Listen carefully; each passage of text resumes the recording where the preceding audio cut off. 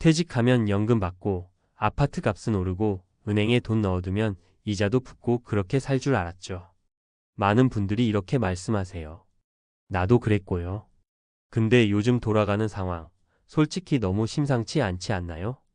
은행이 흔들리고 부동산은 팔리지도 않고 금리는 높아서 대출받은 사람들 허덕이고 우리 세대가 믿고 의지했던 그 안전한 자산들이 하나둘씩 무너지니까 은퇴 후 삶 자체가 위협받고 있어요. 지금 이 글을 쓰는 이유도 딱 하나예요. 이제는 현실을 직시하고 퇴직 후를 위해 완전히 다른 전략이 필요하다는 거죠. 더 이상 집은 오를 거야. 은행은 안전해. 연금은 나오겠지라는 생각으로는 살아남기 어렵습니다.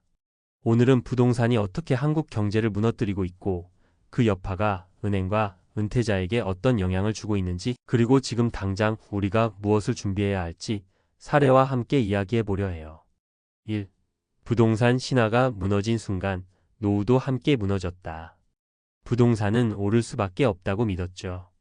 실제로 2000년대부터 2020년 초반까지 강남을 중심으로 아파트 값이 미친 듯이 오르면서 많은 사람들이 내 집 한 채에 전 재산을 몰아넣었어요. 팔면 안 돼. 무조건 오를 거야. 이 믿음이 너무 강했죠. 하지만 지금 어떤가요? 금리는 4%대, 매수자는 사라졌고 전세 사기까지 겹치면서 아파트 거래는 거의 실종 상태예요. 여기서 문제는 이 상황이 단기적인 조정이 아니라 구조적인 변화일 수 있다는 거예요. 특히 베이비붐 세대가 은퇴하면서 대규모로 부동산을 시장에 내놓게 되면 공급은 폭증, 수요는 감소. 가격은 더 떨어질 수밖에 없죠.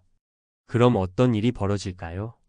집값은 떨어지고 연금은 부족하고 생활비는 오르고 한때 수억짜리 자산이던 아파트가 애물단지가 되는 겁니다. 2. 은행도 안전지대가 아니다. 은행에 넣어두면 안전하지.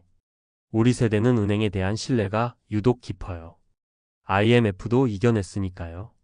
하지만 지금 은행 상황은 생각보다 심각합니다.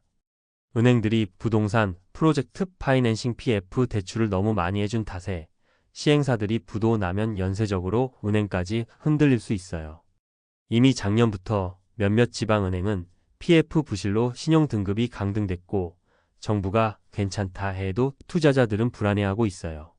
지금 우리가 마주한 현실은 이렇습니다.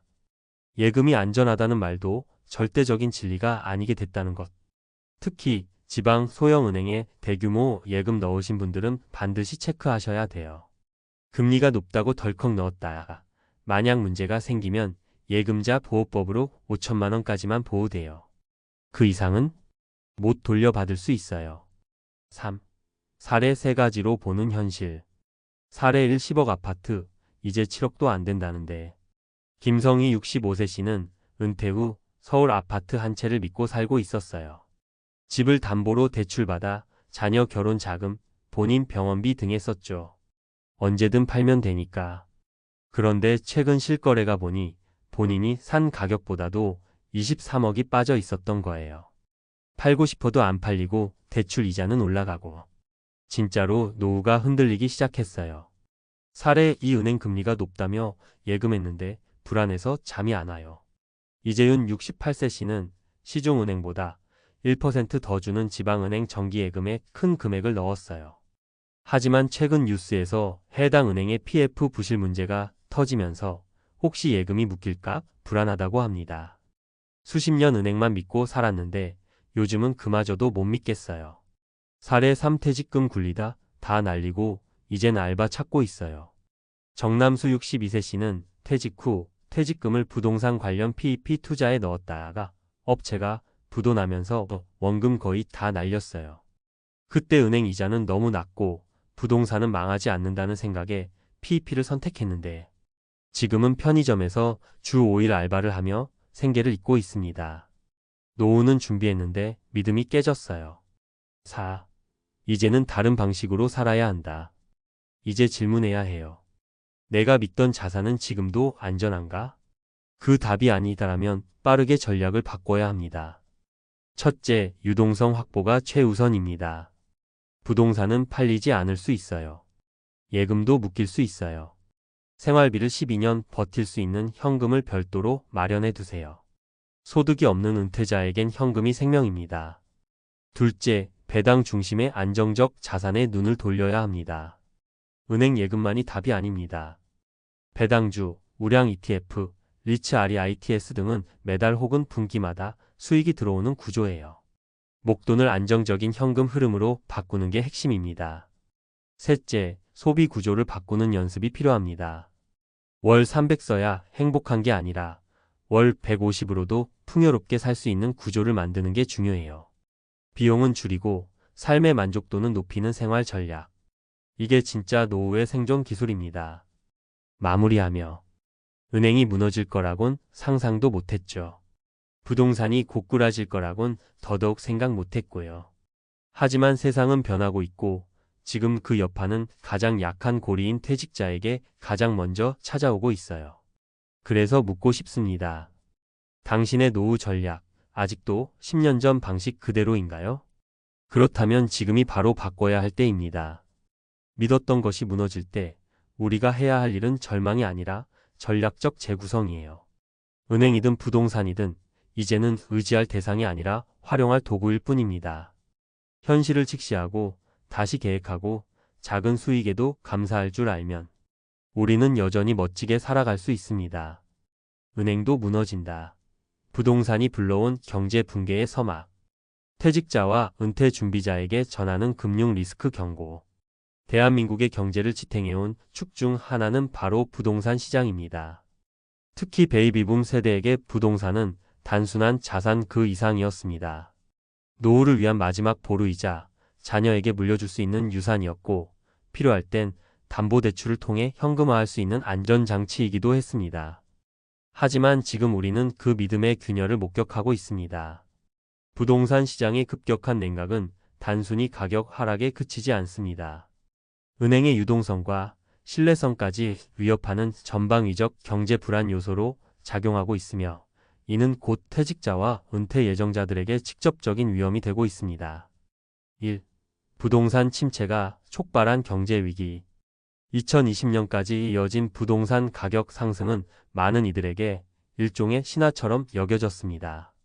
하지만 2023년 이후 고금리 기조가 본격화되면서 급격한 금리 인상과 더불어 부동산 경기는 가파르게 냉각됐습니다.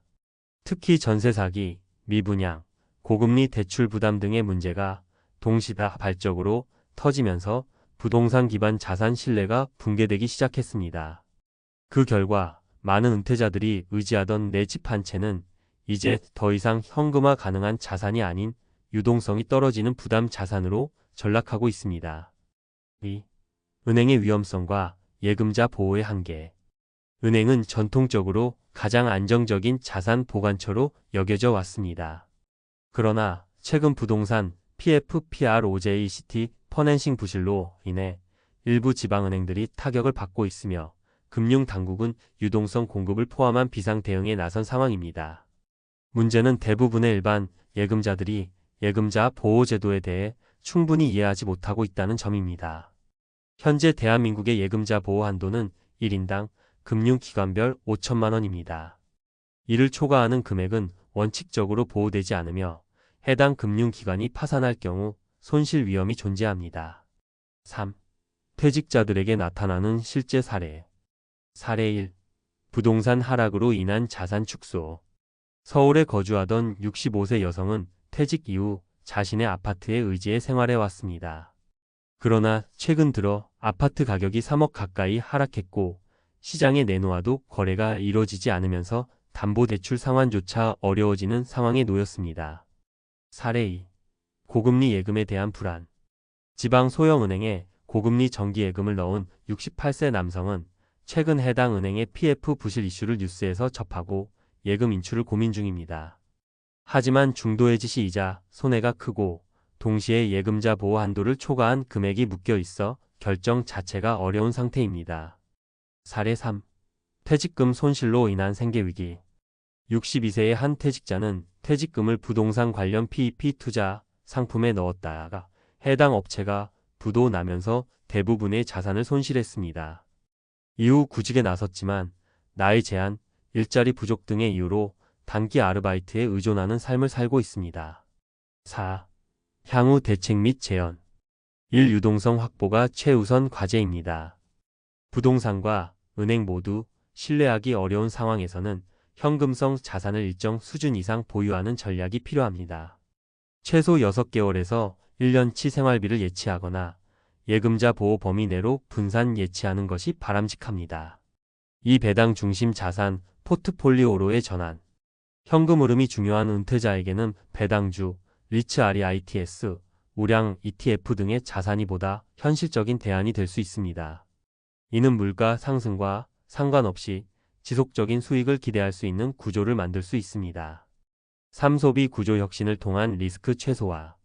현재 생활비를 점검하고 지출을 줄이면서도 삶의 만족도를 유지할 수 있는 소비 구조를 설계하는 것이 중요합니다. 고정 지출 항목을 줄이고 여유 자금을 자산 관리로 돌리는 것이 장기적인 생존 전략입니다. 결론. 한때 누구나 믿었던 부동산과 은행이 흔들리고 있습니다.